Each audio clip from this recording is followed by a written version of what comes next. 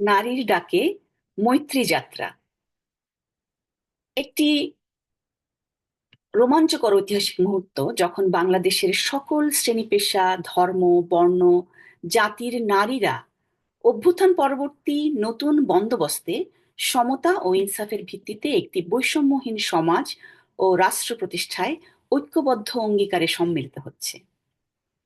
আমরা দেখলাম এই লক্ষ্য অর্জনে নারী বিষয়ক সংস্কার কমিশন যে 433টি সুপারিশ করেছে, পারিবারিক আইন সহ তার বিশেষ কয়েকটি সুপারিশ নিয়ে হেফাজতে ইসলাম সহ কিছু ধর্মীয় গোষ্ঠী তুমুল আপত্তি উত্থাপন করে।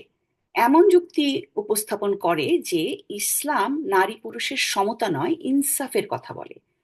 নারী ও পুরুষ কখনোই সমান হতে পারে না।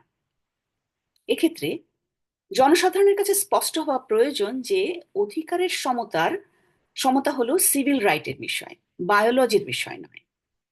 সিভিল রাইট হলো নাগরিক হিসেবে রাষ্ট্রের চোখে নারী ও পুরুষের সমান মর্যাদা ও অধিকার। কোনো রাষ্ট্রে নাগরিকদের অবস্থান, সামর্থ্য, যোগ্যতা, সামাজিক ও পরিচয়গত যা অবস্থায় থাকুক, যার যা অবস্থায় থাকুক না কেন, নাগরিক হিসেবে রাষ্ট্রের চোখে সবাই সমান। যেমন আল্লাহর চোখে বান্দা হিসেবে সকলের সমান মর্যাদা।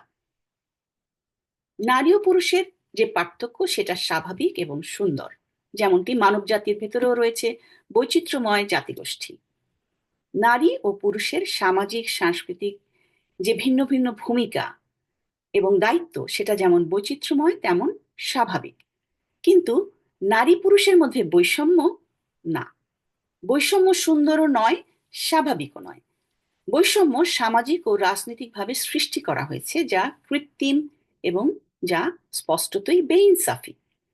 পার্থক্য থেকে বৈষম্য সৃষ্টি হয় নাই। ন্যায্যতা বা ইনসাফ প্রতিষ্ঠার ক্ষেত্রে সমতা একটা বেসিক কম্পোনেন্ট। নারী বিষয়ক সংস্কার কমিশনের গোটা প্রতিবেদন ও সুপারিশের সবকিছুর সাথে একমত না হয়েও নারীর প্রতি বৈষম্য বিলোপে এটি একটা মাইল ফলক দলিল হিসেবে গণ্য করা যায়, যার উপর ভিত্তি করে নতুন বাংলাদেশে নারীর সকল সম্ভাবনা বিকাশের এই যে একটা ঐতিহাসিক সুযোগ আমরা পেয়েছি, সেটি যেন আমরা হাতছাড়া না করি। আমার নাম সায়মা খাতুন, আমি একজন নৃবিজ্ঞান গবেষক।